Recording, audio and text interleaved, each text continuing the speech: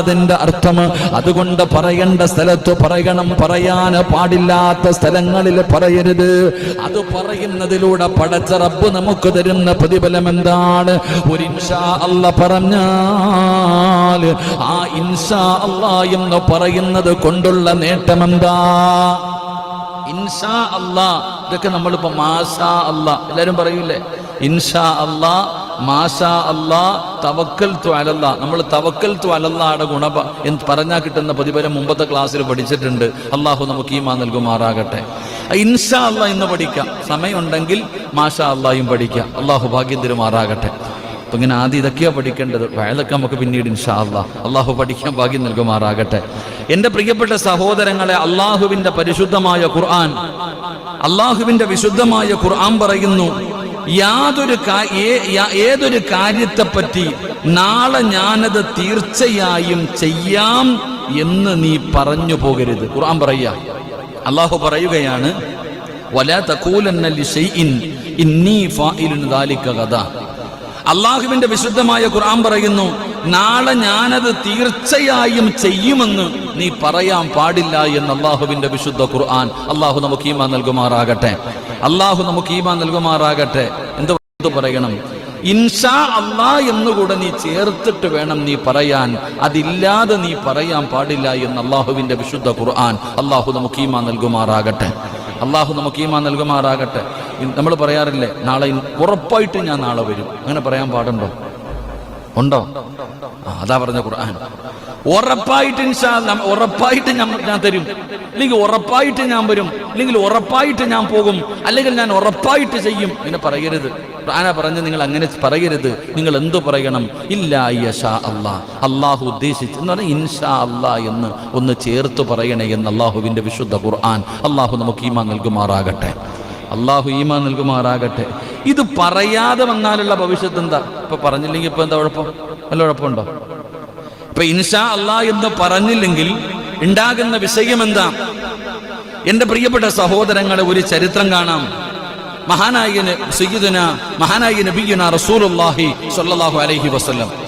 ഈ ലോകം തന്നെ സൃഷ്ടിക്കാൻ കാരണക്കാരനായ പ്രവാചകനാണ് മഹാനായ നബിയുനാ റസൂലുള്ളാഹി സ്വല്ലല്ലാഹു അലൈഹി വസല്ലമ തങ്ങൾ. ആ അള്ളാഹുവിന്റെ പ്രവാചകൻ സ്വല്ലല്ലാഹു അലൈഹി വസല്ലമ തങ്ങളോട് ആത്മാവിനെ കുറിച്ച്, ഗുഹാവാസികളെ കുറിച്ച്, മഹാനായ ദുൽഖർനൈൻ മഹാനവറുകളെ കുറിച്ച്, ഈ 3 കാര്യങ്ങളെ കുറിച്ച് ജൂതന്മാര് ഇളക്കി വിട്ടിട്ട് അറബികൾ വന്നിട്ട് പ്രവാചകൻ സല്ലല്ലാഹു അലൈഹി വസല്ലമ തങ്ങളോട് അവിടെ നിന്നൊരു സംശയം ചോദിക്കുകയാണ്. എന്റെ പ്രിയപ്പെട്ട സഹോദരങ്ങളെ, അസ്ഹാബുൽ കഹഫ് വെള്ളിയാഴ്ച ദിവസം നമ്മൾ കഹഫ് പാരായണം ചെയ്തു. അള്ളാഹു സ്വീകരിക്കുമാറാകട്ടെ. അള്ളാഹു സ്വീകരിക്കുമാറാകട്ടെ. അസ്ഹാബുൽ കഹഫ്, എൻ്റെ പ്രിയപ്പെട്ട സഹോദരങ്ങൾ, അവരുടെ ചരിത്രം നമുക്കറിയാം. ജോർദാൻ എന്ന് പറയുന്ന സ്ഥലത്തേക്ക് പോകുമ്പോൾ നമുക്ക് കാണാം, എൻ്റെ പ്രിയപ്പെട്ടവരെ, അസ്ഹാബുൽ കഹഫ് ഇരുന്ന ഗുഹ നമുക്ക് കാണാം. അവരിരുന്നിരുന്ന സ്ഥലം അതൊക്കെ ഇന്ന് അടയാളം ചെയ്തു വെച്ചിട്ടുണ്ട്. അവരുടെയൊക്കെ കബറടക്കപ്പെട്ട സ്ഥലങ്ങളൊക്കെ നമുക്ക് ആ ചെറിയ ഗുഹയ്ക്കകത്തുനിന്ന് കാണാൻ കഴിയും. അസ്ഹാബുൽ കഹഫ്. അപ്പൊ ആ അസ്ഹാബുൽ കഹഫിര് അവരെ കുറിച്ച്, അതുപോലെ തന്നെ ആത്മാവ്, നമ്മുടെ റൂഹുകളെ കുറിച്ച്, അതുപോലെ ദുൽഖർനൈനി എന്ന് പറയുന്ന രാജാവിനെ കുറിച്ച് ജൂതന്മാർ പറഞ്ഞു കൊടുത്തു, അറബികളോട് പറഞ്ഞു കൊടുത്തു, ഇത് പോയിട്ട് മുഹമ്മദിനോട് ചോദിക്ക്. അങ്ങനെ അവർ വന്നിട്ട് മഹാനായ നബിയുനാ റസൂലുള്ളാഹി സ്വല്ലല്ലാഹു അലൈഹി വസല്ലം അള്ളാഹുവിന്റെ പ്രവാചകന്റെ അടുക്കൽ വന്നിട്ട് അറബികൾ വന്നിട്ട് ചോദിക്കാം, ഈ മൂന്ന് വിഷയങ്ങളെ കുറിച്ച് അവിടെ നിന്ന് ചോദിച്ചു.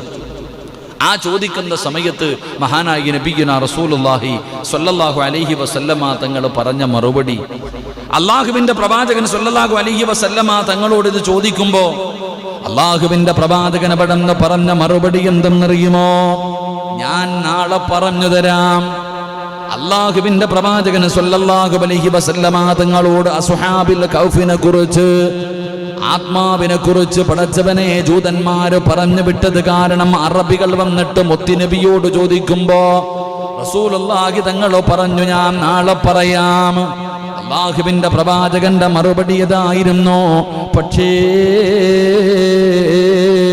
അള്ളാഹുവിന്റെ പ്രവാചകൻ സ്വല്ലല്ലാഹു അലൈഹി വസല്ലമ തങ്ങൾ ഇൻഷാ അല്ലാഹ് എന്ന് പറയാൻ മറന്നുപോയി. അള്ളാഹുവിന്റെ പ്രവാചകൻ സല്ലല്ലാഹു അലൈഹി വസല്ലമ തങ്ങളോട് വന്നിട്ട് ആത്മാവെന്ന് പറഞ്ഞാൽ എന്താ? എന്താണ് അസ്ഹാബുൽ കഹ്ഫിന്റെ ചരിത്രം? എന്താ? ദുൽഖർനൈനി രാജാവിനെ കുറിച്ചുള്ള കാര്യം ഇതിനെക്കുറിച്ച് ചോദിച്ചപ്പോൾ റസൂലുള്ളാഹി സ്വല്ലല്ലാഹി അലൈഹി വസല്ലം തങ്ങൾ പറഞ്ഞു, നാളെ പറയാം. ഇത്രേ പറഞ്ഞുള്ളൂ. എന്തു പറഞ്ഞില്ല? വെടി കൊണ്ടതുപോലെ ഇരിക്കാതെ പറ. എന്തു പറഞ്ഞില്ല? ഇൻഷാ അല്ലാഹ് എന്ന് പറയാൻ മറന്നുപോയി. അള്ളാഹു നമുക്ക് ഈമാൻ നൽകുമാറാകട്ടെ. അള്ളാഹു നമുക്ക് ഈമാൻ നൽകുമാറാകട്ടെ. എന്നാൽ ആ ഒരു ഇൻഷാ അല്ലാഹ് പറയാതെ വന്നപ്പോൾ ഉണ്ടായ നഷ്ടമെന്തെന്നറിയോ?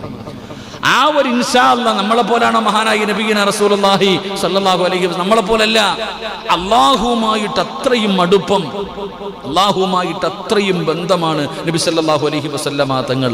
പക്ഷെ അവിടെ നിന്നൊരു ഇൻഷാ അല്ലാഹ് പറയാൻ വിട്ടുപോയി, ഒരു ഇൻഷാ അല്ലാഹ് പറയാൻ മറന്നുപോയി. എന്റെ പ്രിയപ്പെട്ട സഹോദരങ്ങളെ, അള്ളാഹുവിന്റെ പ്രവാചകനത് പറയാൻ മറന്നുപോയി. ഇൻഷാ അല്ലാഹ് നാളെ പറയാമെന്ന് പറയുന്നതിന് പകരം നാളെ പറയാമെന്ന് പറഞ്ഞ് ഇൻഷാ അല്ലാഹ് പറയാതെ വിട്ടപ്പോ മഹാനായ നബി മുഹമ്മദ് മുസ്തഫ സല്ലല്ലാഹു അലൈഹി വസല്ലമ തങ്ങളെ പടച്ച റബ്ബങ്ങ് പിണങ്ങുകയാണ്. അല്ലാഹു മുത്തി നബിയോടങ്ങ് പിണങ്ങുകയാണ്. എന്റെ പ്രിയപ്പെട്ടവരെ, അല്ലാഹുവിന്റെ ഭാഗത്ത് നിന്ന് മഹാനായ മുഖറബുൽ അംലാക്ക് മലക്ക് ജിബ്രീൽ അലൈഹിസ്സലാം അവിടെ നിന്ന് മുത്തി നബിയുടെ ചാരത്ത് വഹിയുമായി കടന്നു വരുമായിരുന്നു. ഏഴാകാശം കടന്ന് പടച്ച റബ്ബിന്റെ തീരുമാനങ്ങൾ മുത്തി നബിയുടെ ചാരത്ത് കൊണ്ടുവരുന്ന മലക്കാണ് ജിബ്രീൽ. അവിടെ നിന്ന് വഹി വരുമായിരുന്നു. അല്ലാഹുവിന്റെ പ്രവാചകൻ ഇൻഷാ അല്ലാഹ് എന്ന് പറയാൻ മറന്നുപോയപ്പോ പിന്നെ ജിബ്രീൽ വരുന്നില്ല. പിന്നെ ജിബ്രീൽ അലൈഹിസ്സലാം വരുന്നില്ല. അല്ലാഹുവേ, ദിവസങ്ങൾ കഴിഞ്ഞു. അല്ലാഹുവിന്റെ പ്രവാചകൻ ഇങ്ങനെ ആകാശത്തേക്ക് നോക്കിയിരിക്കുകയാണ്. റബ്ബേ, ജിബ്രീൽ വരുന്നില്ലല്ലോ, ജിബ്രീൽ വരുന്നില്ലല്ലോ. എന്റെ പ്രിയപ്പെട്ട സഹോദരങ്ങളെ, ജിബ്രീൽ അലൈഹിസ്സലാം കടന്നു വരുന്നില്ല. അല്ലാഹുവിന്റെ റസൂൽ പടച്ചവനെ വഹിയങ്ങ് നിൽക്കുകയാണ്. വഹിയൊന്നും വരാതെ വന്നപ്പോ പ്രവാചകന് വല്ലാത്ത വേദനയായി, പ്രവാചകന് വല്ലാത്ത വിഷമമായി. അല്ലാഹുവേ, ഖുറൈശികൾ മുഹമ്മദിനെ അല്ലാഹുവിന്റെ പ്രവാചകന് വഹി വരാതെ വന്നപ്പോ ഖുറൈശികൾ കളിയാക്കാൻ തുടങ്ങി. മുഹമ്മദിനെ റബ്ബ് കൈവിട്ടു, മുഹമ്മദിന്റെ റബ്ബ് കൈവിട്ടു. ഇപ്പൊ മറ്റേ മരക്കൊന്നും വരുന്നില്ല, ഇപ്പൊ വഹിയൊന്നും വരുന്നില്ല. ഖുറൈശികൾ കളിയാക്കുകയാണ്. അല്ലാഹുവിന്റെ പ്രവാചകൻ സല്ലല്ലാഹു അലൈഹി വസല്ലമ തങ്ങളെ കളിയാക്കാൻ തുടങ്ങി. എന്റെ പ്രിയപ്പെട്ട സഹോദരങ്ങളെ, പ്രവാചകന്റെ ജീവിതത്തിൽ വലിയ പ്രയാസങ്ങൾ വന്നു. വല്ലാത്ത ദുഃഖം പ്രവാചകൻ സല്ലല്ലാഹു അലൈഹി വസല്ലമ തങ്ങൾ ചരിത്രം പറയുന്ന 40ഓളം ദിവസം, ഒന്നും രണ്ടുമല്ല 40ഓളം ദിവസം അവിടെ നിന്ന് വഹിയില്ലാതെ പ്രവാചകന് വലിയ പ്രയാസമായി, വലിയ വേദനയായി. ഒരുപാട് പീഡനങ്ങൾ സഹിക്കേണ്ടി വന്ന സമയം അല്ലാഹുവിന്റെ പ്രവാചകൻ സല്ലല്ലാഹു അലൈഹി വസല്ലമ തങ്ങൾ വലിയ പ്രയാസത്തിലാണ്. കുടുംബക്കാരുടെ ഭാഗത്ത് നിന്ന്, അതുപോലെ ഖുറൈശികളുടെ ഭാഗത്ത് നിന്ന് വല്ലാത്ത പീഡനങ്ങളും, അതുപോലെ കുത്തുവാക്കും പരിഹാസവും, അതുപോലെ തനിക്ക് താങ്ങും തണലുമായി നിന്നവരുടെ മരണങ്ങൾ, ഇതെല്ലാം പ്രവാചകനെ വല്ലാതെ വേദനിപ്പിക്കുകയാണ്. അല്ലാഹുവിന്റെ റസൂൽ നോക്കിയിരിക്കുന്നു. റബ്ബേ, ജിബ്രീൽ വരുന്നുണ്ടോ, ജിബ്രീൽ വരുന്നുണ്ടോ? പടച്ചവനെ, പ്രവാചകനെ കളിയാക്കാൻ തുടങ്ങി. മുഹമ്മദിന്റെ റബ്ബ് കൈവിട്ടു, മുഹമ്മദിന്റെ റബ്ബ് കൈവിട്ടു. ഇപ്പൊ മുഹമ്മദിന് വഹിയൊന്നും വരുന്നില്ല എന്ന് പറഞ്ഞുകൊണ്ട് ഖുറൈശികളെ കളിയാക്കാൻ തുടങ്ങി. എന്റെ പ്രിയപ്പെട്ട സഹോദരങ്ങളെ, എന്തിന്റെ പേരില്? ഇൻഷാ അല്ലാഹ് നാളെ പറയാമെന്ന് പറഞ്ഞ് ഇൻഷാ അല്ലാഹ് പറയാതെ വന്നപ്പോ ഞാനും നിങ്ങളും ഗൗരവത്തോടുകൂടി കാണേണ്ട കാര്യമാണ്. നിസാരമെന്ന് പറഞ്ഞ് തള്ളിക്കളയലല്ല. അല്ലാഹുവിലേക്ക് അടുത്തു കഴിഞ്ഞാൽ ഒരാള്, അല്ലാഹുവിലേക്ക് അടുത്തു കഴിഞ്ഞാൽ ഒരാള് അല്ലാഹു ഇഷ്ടപ്പെട്ട് കഴിഞ്ഞാൽ ചെറിയ തിന്മകൾ പോലും അല്ലാഹുവിന്റെ മുന്നിൽ വലുതാ. നമ്മൾ മനസ്സിലാക്കേണ്ടത്, അല്ലാഹുവിലേക്ക് നമ്മൾ അടുത്തു കഴിഞ്ഞാൽ കയ്യിൽ നിന്ന് വരുന്നത് ചെറുതാണെങ്കിലും അത് വലുത് തന്നെ. അല്ലാഹു കാക്കുമാറാകട്ടെ, അല്ലാഹു കാക്കുമാറാകട്ടെ. ഇപ്പൊ നമ്മൾ ചിന്തിച്ചു നോക്കിയേ, വൻപാപങ്ങളും ചെറുപാപങ്ങളൊക്കെ പോകട്ടെ, വൻപാപങ്ങളും ചെറുപാപങ്ങളൊക്കെ പോകട്ടെ.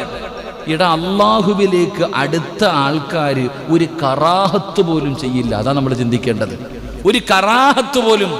അതുകൊണ്ടാണ് ഈ മഹാനായ ഇമാം ഷാഫിഈ റളിയല്ലാഹു ചരിത്രങ്ങൾ പറയുന്നു, ഒരു വലിയ മഹാനുണ്ട്, എല്ലാവരും പറയുന്ന ഒരു വലിയ മഹാനുണ്ട് എന്ന് പറയുക. അപ്പം എല്ലാവരും പറയണല്ലേ ഒന്ന് കാണാൻ പോകാമെന്ന് പറഞ്ഞ് പോകുമ്പോൾ എൻ്റെ പ്രിയപ്പെട്ട സഹോദരങ്ങളെ, അദ്ദേഹം വലതുഭാഗത്തേക്ക് തുപ്പുന്ന കണ്ടു. അപ്പം പറഞ്ഞു, ഇദ്ദേഹം മഹാനല്ല.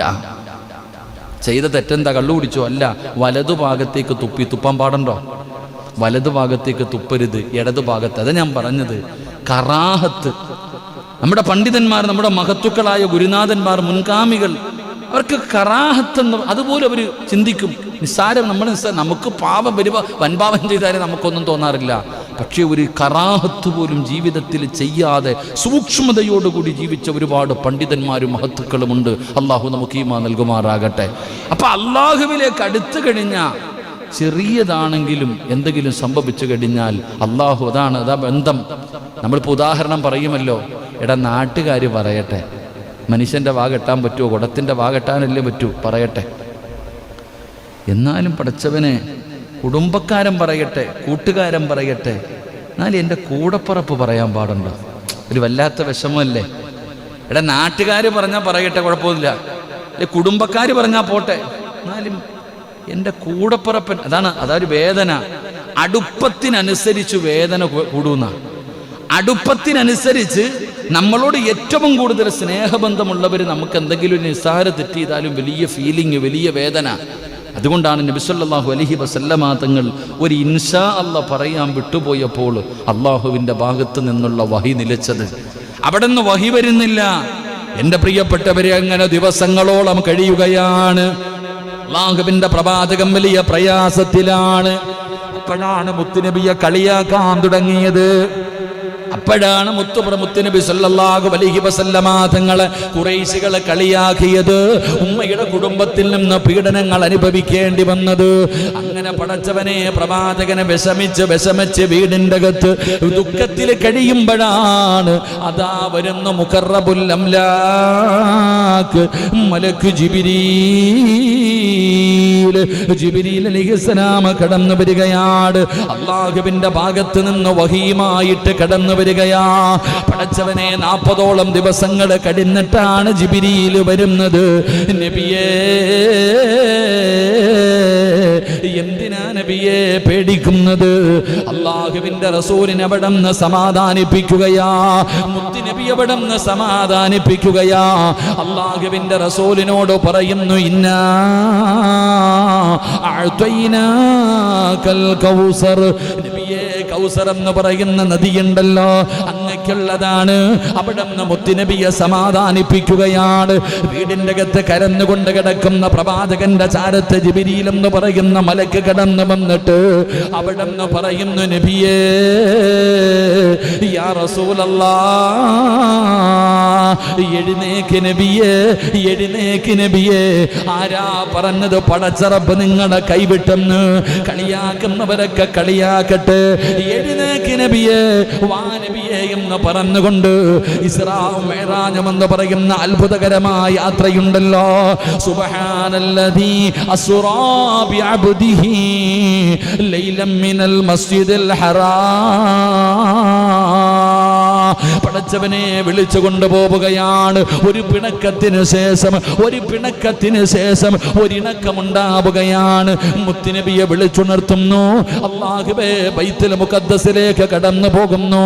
അവിടെ പ്രവാചകന്മാർക്ക് മുഴുവനും ഇമാമത്ത് നിന്ന് നിസ്കരിക്കുന്നു. അത് കഴിഞ്ഞ് 7 ആകാശം കടന്ന് പടച്ചവനെ അതാ ആലമുൽ അർവാങ് 7 ആകാശം കടന്ന് സിദ്റത്തുൽ മുൻതഹയും കടിഞ്ഞ് പടച്ച റബ്ബിന്റെ സ്വർഗവും നരകവുമെല്ലാം കാണാൻ അല്ലാഹു കൊണ്ടുപോയ ചരിത്രം ഖുർആൻ ഇവിടുന്ന് പരിചയപ്പെടുത്തുമ്പോ എൻ്റെ പ്രിയപ്പെട്ടവരെ, അല്ലാഹുവിന്റെ പ്രവാചകൻ സല്ലല്ലാഹു അലൈഹി വസല്ലമ തങ്ങള് അവിടുന്ന് ഇൻഷാ അല്ലാഹ് പറയാതെ വന്നപ്പോ എൻ്റെ പ്രിയപ്പെട്ടവരെ, അവിടുന്ന് വഹീ വരെ നിലച്ചുപോയെന്ന് ചരിത്രം അവിടുന്ന് പറയുമ്പോ അപ്പോഴാണ് ജിബ്രീൽ വരുന്നത്. യാ റസൂലല്ലാഹ്, വലാ തഖൂലന്ന ലിശൈഇൻ ഇന്നി ഫായിലുൻ ദാലിക ഗദാ ഇല്ലാ അയ്യസാ അല്ലാഹ്. എന്തെങ്കിലും ഒരു കാര്യം ചെയ്യാൻ ഉദ്ദേശിച്ചു കഴിഞ്ഞാൽ ഇൻഷാ അല്ലാഹ് എന്ന് പറയണം. ചെയ്യാൻ ഉദ്ദേശിച്ചു കഴിഞ്ഞാൽ ഇൻഷാ അല്ലാഹ് എന്ന് പറയണേ എന്ന് ആദരവായ പ്രവാചകൻ നബി മുഹമ്മദ് മുസ്തഫ സല്ലല്ലാഹു അലൈഹി വസല്ലം. അല്ലാഹു നമുക്ക് ഈമാൻ നൽകുമാറാകട്ടെ. അവിടുന്ന് പ്രവാചകൻ നമുക്ക് പഠിപ്പിച്ചു തന്നു, നീ എന്തെങ്കിലും ഒരു കാര്യം നാളെ ചെയ്യാൻ ഉദ്ദേശിച്ചാൽ ഉറപ്പായിട്ടും ഞാൻ ചെയ്യും എന്ന് നീ പറയരുത്, ഇൻഷാ അല്ലാഹ് എന്നുകൂടെ നീ ചേർത്ത് പറയണേ എന്ന് അല്ലാഹുവിൻ്റെ വിശുദ്ധ ഖുർആൻ. അല്ലാഹു നമുക്ക് ഈമാൻ നൽകുമാറാകട്ടെ.